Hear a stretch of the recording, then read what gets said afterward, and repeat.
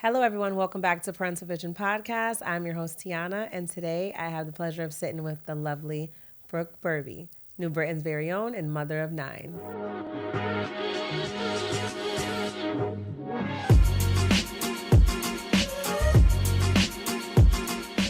So happy you can take the time out to sit with me today. So, mother of 9, tell me all about that. Like, wow. Yeah, I met him in 2015, so they're not biologically mine. They're not biologically yours. Wow. Okay. So, tell me about that journey and how that all came about. Um, so I had my salon.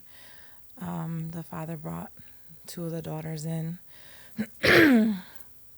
They came in for a birthday celebration. The father was telling me that their mom had just left, so they kind of he wanted to do like a little girl day, spa day. So I did that, and the 7-year-old invited me over for cake. I said, yeah, you're doing her hair, her nails. I'm thinking she's going to forget. No. So like around 7 o'clock, I get a phone call. Hey, did you promise somebody that you were going to come over for cake? And I was like, I sure did. I said, but I didn't think she was going to hold me to it. And he was like, yeah, no, she won't let us light the candles until you come. So I went. I've been with them ever since. Oh my goodness, that's so beautiful. And you spoke to me previously and you said you actually have all of them as your own. Yeah. So tell me a little bit about that situation. So I was in their lives for 3 years. Father, we were engaged to be married. He was going through something, disappeared, and I ended up taking on custody of the 9 kids. Their mom was already gone. Oh, the mother was already gone. And when you met the father. Yeah. Wow. And where's the father now? He's still around. He's around. Oh, so he didn't like disappear in its entirety. No. Okay. He was going through his own stuff. Okay, so tell me like all the ages, tell me their names. Oh my gosh, it's been 8 years, so now they're big. My youngest is 10. His name is Carter. I have Christian. He's 11. Jada and Jordan are twins. They're 13. Cadence, she's 15. We have Madison and Michaela. I'm sorry, I got to count them in my head. Madison and Michaela, they're 17. And then I have Cameron. He's 18, and he's actually in basic training right now. And then I have Eric is my oldest. He's going to be 21 on December 7th. And so he's also in the Army. Oh my goodness. And you don't look stressed at all. Oh, good. I try not to. That's awesome. No, they're really good kids. They're Yeah. really good. What made you want to dive into, okay, I met this guy, he has 9 kids, and now I'm the mom, the bonus mom, the mom essentially. What made you feel in your heart that that's something that you wanted to do? Originally, we were just friends. I told him, I understand your situation. I'll help you with the younger ones. Because he needed a sitter for the 2 youngest ones. They were 1 and 2 at the time. And I said, I'll help you out. They can come, to my salon, and I'll watch them for you. And so, he was grateful, and we kind of got to know each other better. And he was not my type at all, but his personality was like everything. So I was like, okay, yeah, I think this, So the kids asked me if I would be, his girl or whatever. And so we started out that way, lived together for 3 years. We were engaged to be married, and then, everything just changed overnight. And you could have essentially walked away, and you Yeah. didn't. Like you stood Yeah. for the kids. Yes. So did you legally adopt them, or they're just yours? I did. So during that whole process, when I met him, it didn't seem like a lot, like meeting him, he fulfilled a lot of things that I needed, and then the kids were there. So, I didn't just jump into like being mommy mode. Maybe the first year, and then after the first year I was like, oh, you know what, I'm going to start staying with them, I'm going to do more, I'm going to be around more, and so we came to an agreement where I'm going to do the mommy stuff, I'm going to take them to their doctor's appointments, I'm going to cook, clean, handle the household stuff, and he's going to handle the dad stuff, so he'd work, pay the bills, everything was in his name. I moved out of my stuff into his stuff, like it was different for me. And 2 years into that, everything happened, and DCF got involved. And so they were like, well, we can go through every single family member and give them an option to get custody of them, or we can try to figure something out with you, but we would have to check with all the family members to see if they're okay with you having them. Now, I'm not biologically related to them in any type of way, so I would be last person on the list. I couldn't take that chance. So I was just like, they're already calling me mom. They dealt with their mom leaving them. Their dad had to leave.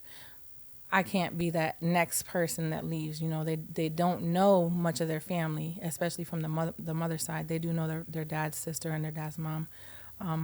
But to be that extra person to let them down where they're already like in a 3-year relationship with me, calling me mom, I couldn't do it.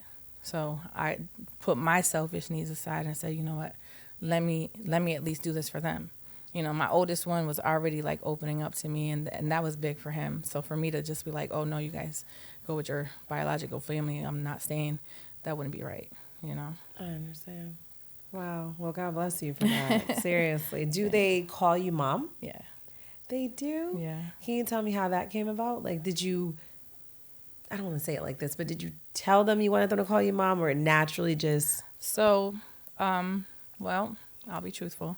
There was a situation where they were visiting with their biological mother, and they would call her accidentally my name the whole entire time. And she was getting disappointed and upset with that. And, I could understand the frustration. So I said, how about you guys call me like Cookie or give me like a nickname or whatever. And they were like, well, why can't we just call you mom? And I was like, I mean, if you want to do that, but, if you start that, we're not going to take that away. You were going to leave that there because, you're not going to punish me when you're upset with me and call me by my name. We're going to, if you're going to call me mom, I'm going to give you mom. And we're going to be mom 24/7. So they were like, yeah, we'll do that. And, this way it helps her out so that she's not hearing my name when she is visiting them. And, for me, it made me feel great. Yeah, I was going to ask you, how did that make you feel? I know your heart was like, oh. I was like, oh my God, yeah. Yeah. So, I couldn't do that in front of them, though. Right, exactly. You can't show too much. Right. They got to know they got to you. Yeah. So when their mom visits, what's that dynamic like? So visits are kind of not so much a thing right now. When they were younger, they were able to get visits at the park and hang out with her and stuff. They are able, like, I'm not that type of person that puts limitations. I don't know what she's going through. I don't know what dad's going through. So I'm not that person. But when things start to disrupt their behavior or their feelings, and you're things are being said that might, hurt them, that's when I step in. And so honestly, there hasn't been an effort on that side. It's very minimal. And I before, I wouldn't judge that. I wouldn't, make that a problem.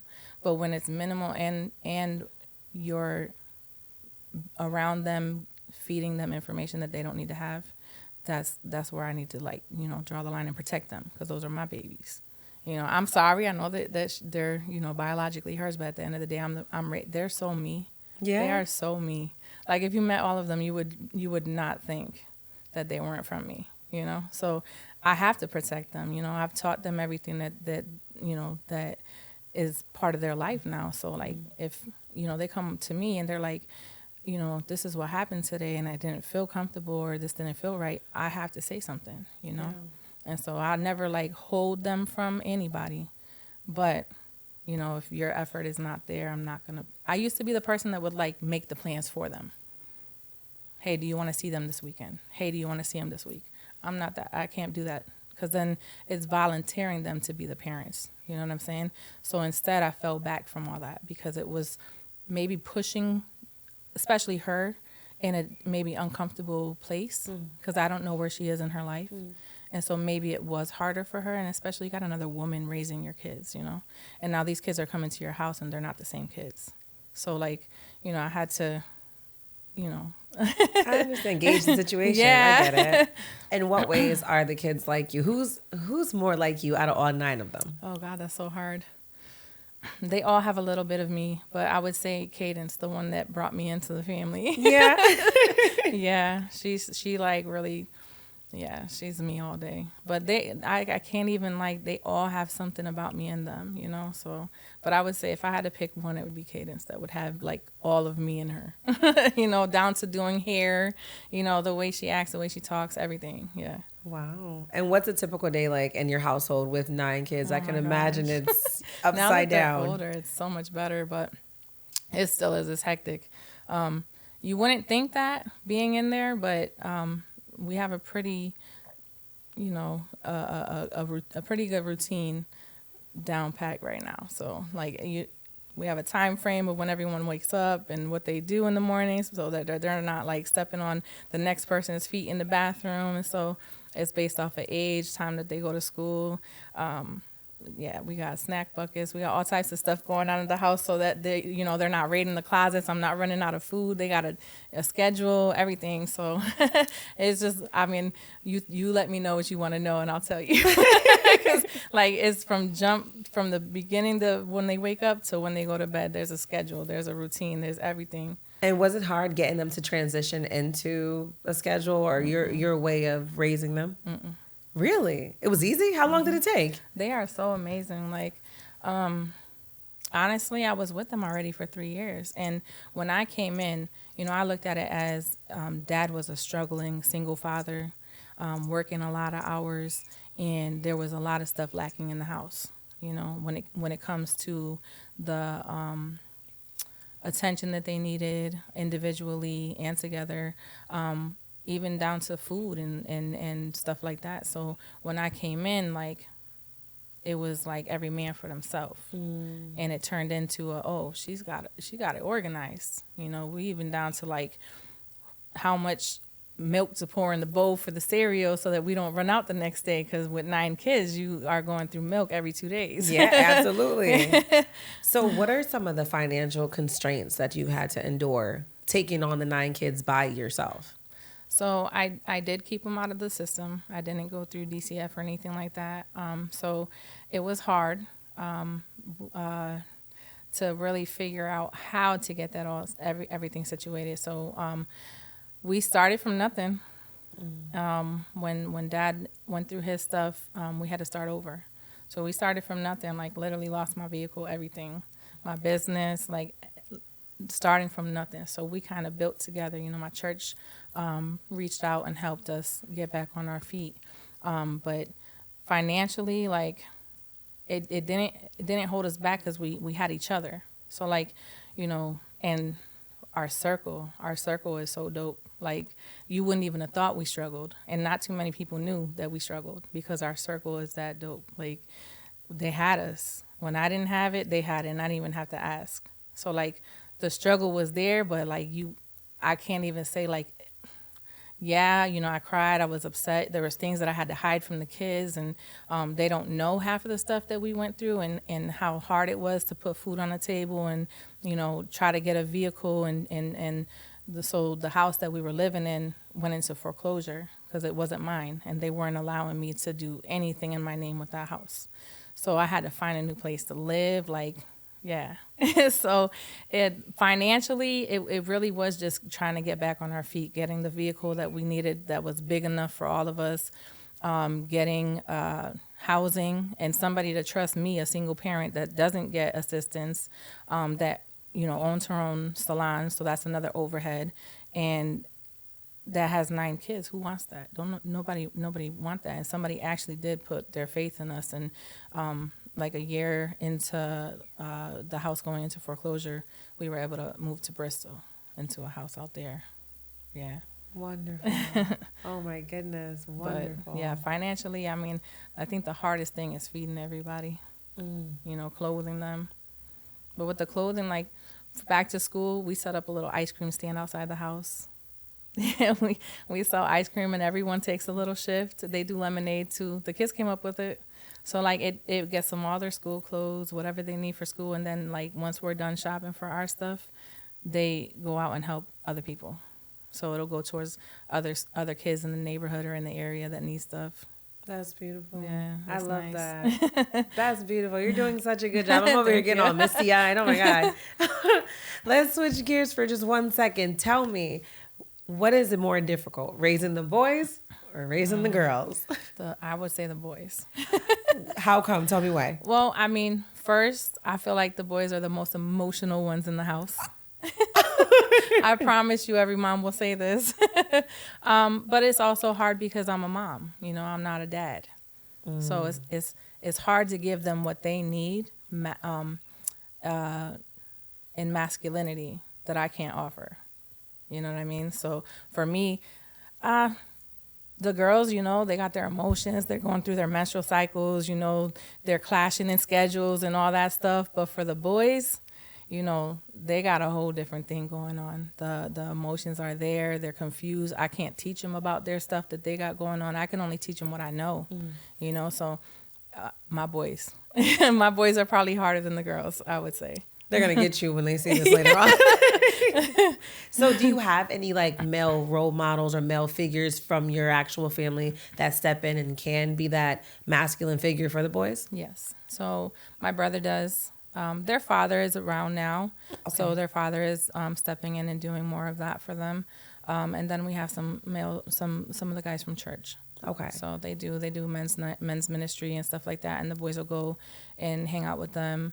There is one specific person that really does take his time, him and his wife, to spend some time with the younger boys. That's awesome. Teaches them hands-on stuff, and so yeah, we do. I have a pretty decent little setup going on. That's awesome. I appreciate that their father is finding his place in their life, because that's something that they really need too. So was there any time where the kids felt like, oh, I miss my dad. I just want my dad? And I don't think they've ever said it out loud, but you can tell. Definitely. You can tell when my youngest, so you ever heard of those, I don't know if I could say this. Say it. So the commercials that say GoDaddy.com. Oh, yeah. Yeah. So my youngest, one day he yells out, Mom, we can call that number and we can get a dad. And I was like, it was funny and cute and everyone laughed, but then later on it hit me. Like, oh, yeah, like, dang.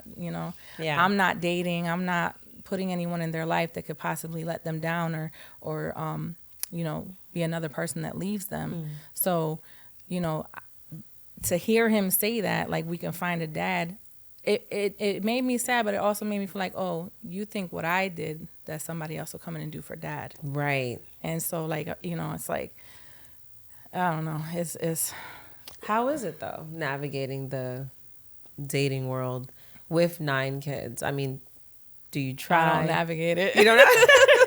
I do not navigate it. I don't try. I don't feel like anyone would want to handle something like that. You know what I mean? And then introducing my kids to other people that could let them down, it's just hard.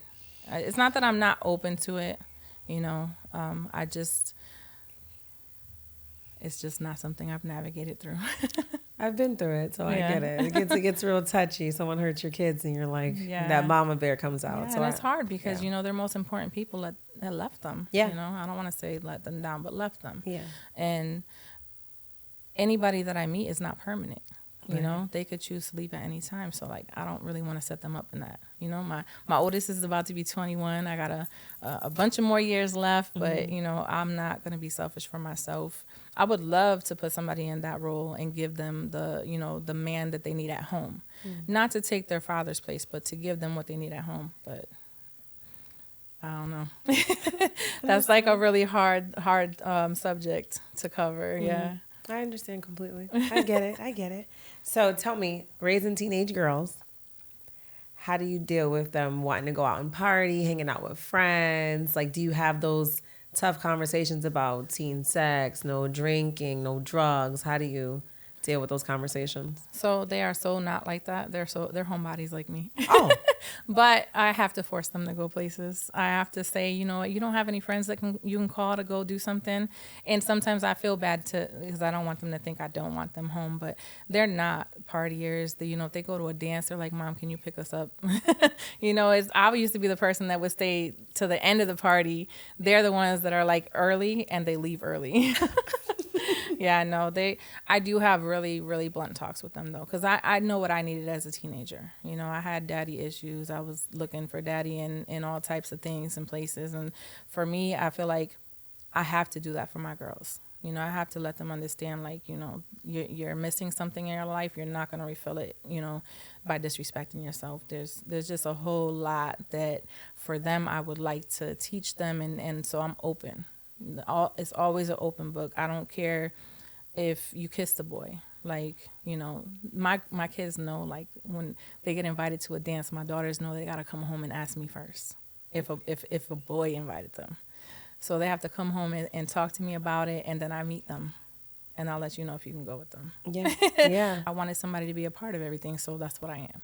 And so, and I needed that blunt honesty of, like, you know, not saying that all boys are like that, but most boys are going to want certain things from you, and you're going to think that that's love, or that's, you know, I got to do that for him to love me, you know? So as a young mind, you don't have your father in your life. Like, I'm going to do that because I don't want him to leave me, you know? So I teach my girls that's not it. That's not it. That's wonderful. You know, as my boys know that their feelings matter just as much as my daughter's feelings matter. Absolutely. So, like, most of the time people say, like, their houses are war zones, or it's like a fight or flight or survival of the fittest, if you will. And your kids have already been through something traumatic with, like, both of their parents. We don't want to use the term letting them down, but taking time away. Right. So how do you ensure that the home stays filled with love? Do you tell them that you love them? Are you more affectionate? Like, what are some of the ways you let them know, like, this house is safe, you're good, I'm here? Yeah. So growing up, I didn't get hugs. I didn't get the I love yous. I didn't get the I'm proud of you, you're doing a great job. You know, I didn't get the help and guidance through my life. My sports, there was nobody there watching me play. So for me, I'm all that for my kids. So bedtime, I'm getting my kiss goodnight. I'm getting my hug no matter what. I don't care. Even if you're at somebody else's house, you're calling me at bedtime. We don't ever really be at anybody else's house, but if they are, you know, and so for, like, you know, I'm big on hugs, I'm big on kisses, I'm big on affection and attention, but I'm also big on communication. Like, you should be able to talk to me like you talk to your friends, because your friends are sometimes going to give you the wrong advice. And I've been there, I've done that. So I know how to turn off mommy mode real quick and give you the advice you need. So, like, the house is a safe house, and it's not just for my kids, they're friends. Their friends come in after their sports, and they come and they're like, hey, Mom, can we have a snack? They already know. They can open the fridge. They can come in because I'm safe house. Like, you might not have everything that you need over at home, but you have it here. And you're going to come in here and feel just as comfortable as my kids feel. You know, so I have that communication with the girls that come in, and they're yes man. They might come in and be outside cussing, but when they walk into my house, it's nothing like that. It's a yes ma'am situation, no ma'am situation, and there's not one cuss word that'll come out. I love that. That's good. Mm-hmm. I had talked to someone a while back, and she was like, you know, I give my daughter a cursing hour. And I was like, a what? And she was like, a cursing hour. And I was like, why? And she said, I give her a cursing hour because I feel like kids can have freedom of expression. Mm-hmm. So tell me your take on that. I'm not against that, but so I will say, you don't cuss in front of me unless I've given you the green light to go ahead. And so for me, it's a respect thing. So I don't want you to cuss in front of me because I don't want you cussing in front of your teacher. I don't want you cussing in front of any adults.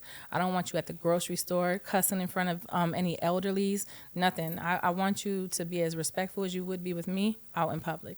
But every once in a while, I'll see on my kid's face like something upset them, something. They might even feel some type of way towards their sibling. And I'm like, you got one time, go ahead.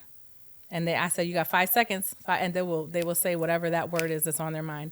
And then everyone starts laughing, and we're back to normal. Oh, wow. And then now it's diffused. Yeah, but I don't know about that. I mean, if it works for her, hour of, you know, whatever, then that's great. But I don't feel like that's something that's needed or necessary. Right. You know, and I still try to limit my cussing. You know, I had a potty mouth as well.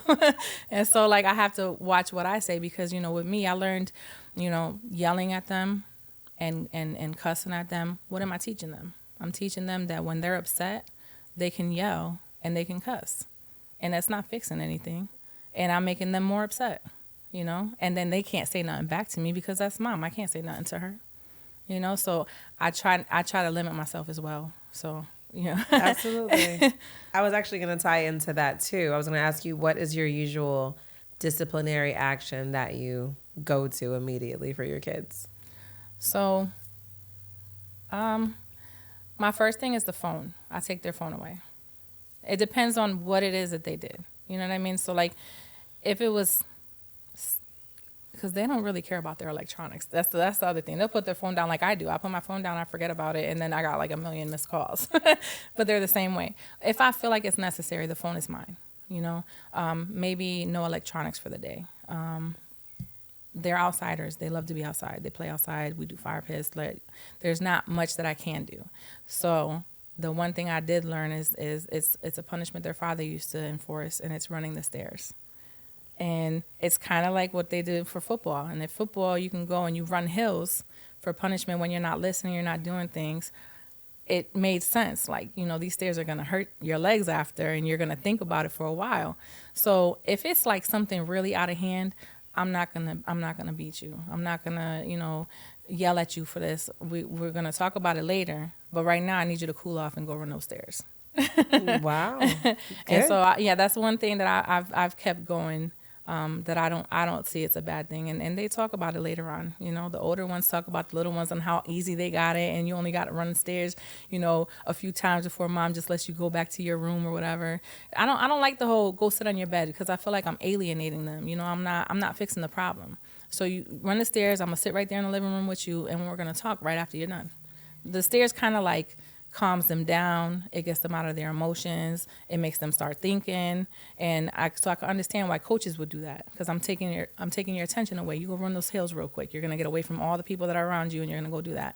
And it works. It really works. I don't have to do it much.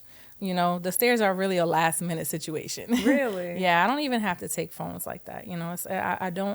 I'm not even trying to brag. Like, they are amazing. Like, they're really good kids. Like I told you last time, if you were around them, you wouldn't know that they weren't mine, because they're very respectful.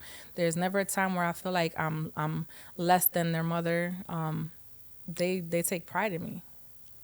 I try when we're out, even with school and stuff like that. I don't like when people say, "Oh, Brooke." Now you're making them feel like they don't have a mom. Go ask Brooke this or go ask Brooke that. It's like, I've been with them for 8 years, and the one thing I learned about telling their story is it takes me from being their mom to being their stepmom. And now I can understand how that feels. So I try, to let other people know, like my kids, they don't have that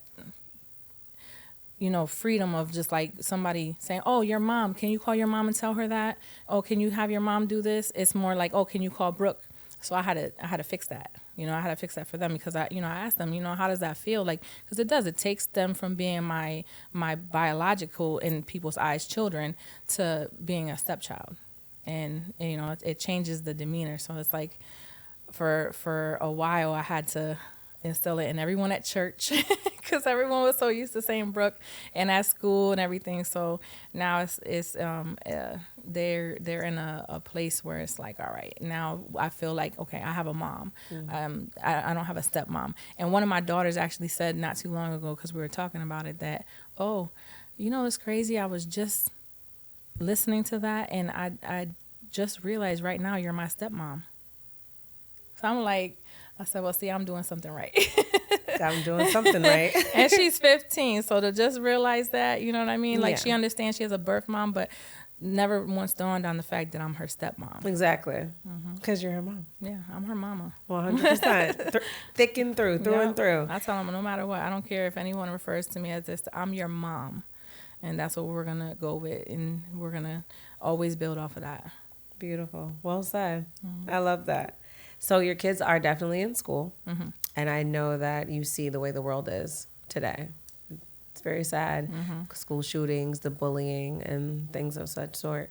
How do you deal with sending your kids to school, knowing the way the world is today? Do you have reservations? Did you ever think about homeschool? Or? It's hard. I tell you, I loved when we had the COVID situation and the kids were home. I loved it. I loved having them home. I loved being able to like help them while they're on their computers with their teachers, and just being a part of that. Could I homeschool? No. If they had a program like that they had in place for COVID, I would have done that in a heartbeat, because I feel like my kids learned better, and they didn't have to deal with like, the bullying, making choices, gender roles, and there's different things that are being pushed in school that I just feel like, shouldn't be pushed at school. And so right now, safety-wise, I know we just had like a little threat. I kept my kids home. there was a threat going on with all the attacks that are happening. And it was like a last minute message that was sent out from the school that, there was a threat made, but we made sure that everything's safe. I kept them home, but on a regular basis, we have good communication. If I feel like there's something uncomfortable, I'm at the school in a heartbeat. I don't want to like keep them from friends and keep them from a lifestyle that I remember having, because that's what helped make me me.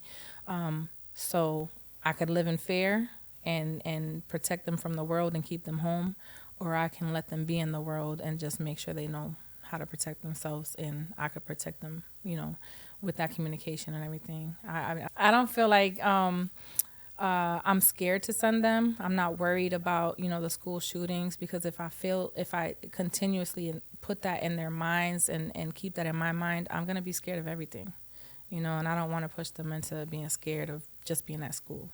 But I mean, they do know, if you hear anything, jump out that window. You're not running to a door. You're not hiding under a desk. I want you out that window.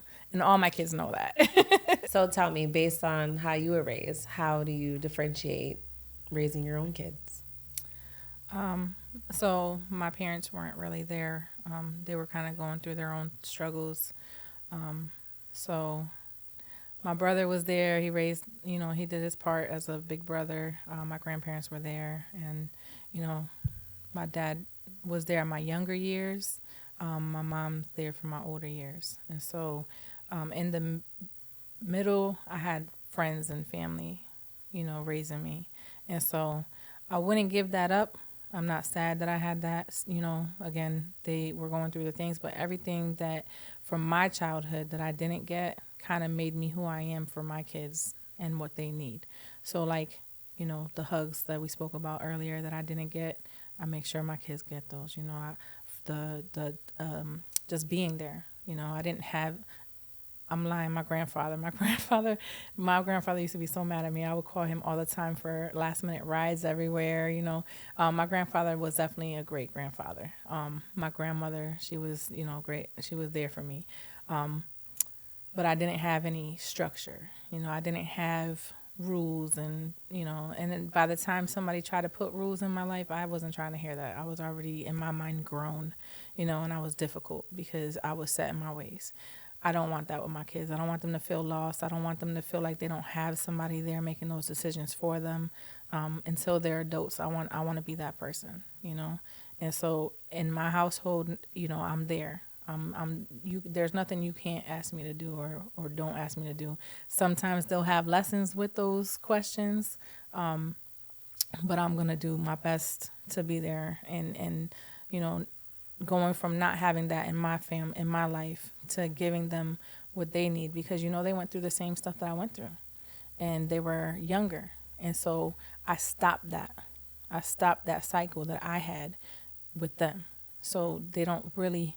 The difference for them now is that they have somebody that's at everything, that's a part of everything that they have to ask and do. And, for me, I didn't have that. So it's, giving them somebody that they have to run things through. They got to, I'm going to support you. I'm here. I'm going to yell. I'm your biggest fan in the stands, stuff that I know I didn't have growing up that I know I wanted so bad. So I don't blame my parents, because my parents are where they are in my life right now is where they need to be. And back then, I don't know what they were going through. They were going through their own things, so it made me who I am, the way I grew up. And I tell my mom and my dad all the time, like, you can't feel bad. I wouldn't be who I am if I didn't go through all that stuff. And I wouldn't be able to raise my kids the way I'm raising them, They're amazing. My kids are amazing. And I know that I had a part in that, Yeah. That's beautiful that you made peace with it, though, with your parents. Yeah. That's awesome. I was angry for a while. Yeah, I can imagine, honestly. Yeah, I was angry for a while. So tell me, what are some of the morals that you teach your children? The number one thing is to speak up for yourself, even when it comes to me. So, like, if I did something that you're upset with, I want you to tell me. I don't want you to bite your tongue and be like, okay, Mom, you got to speak up for yourself, because there's things that's going to happen in life that it's not fair. And you can't just sit there and cry and oh, it's not fair, it's not fair. You actually have to stick up for yourself. If it's not fair, you got to fix that,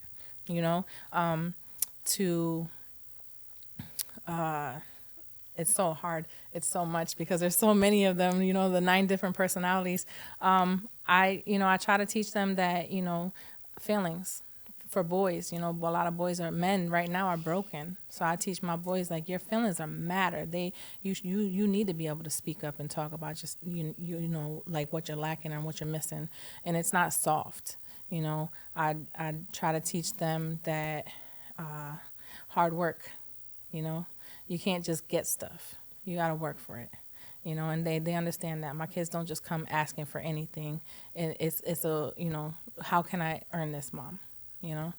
And just respect, no matter where you're at, you're representing me. And if you're out there acting a fool, that means that I don't have any home structure for you. And so they bring that everywhere that they're at. There's structure, there's respect, there's yes ma'am, no ma'am, So it's, they, like I said, they're great kids, and they make it easy for me to give them what they needed from me. That's beautiful. Well, I have to tell you, I think you're an amazing mom. Thank you. You are literally like an angel. Seriously. And your kids, I know they're so blessed and grateful to have you. What you did, I take my hat off to you, honestly. Thank you. What you did was nothing short of amazing. So you should be proud of yourself. I'm proud of myself, but I'm proud of them because they changed me too. So they were a blessing for me. I was not on the right track in life, and I was not responsible for my actions and, a lot of things in my life.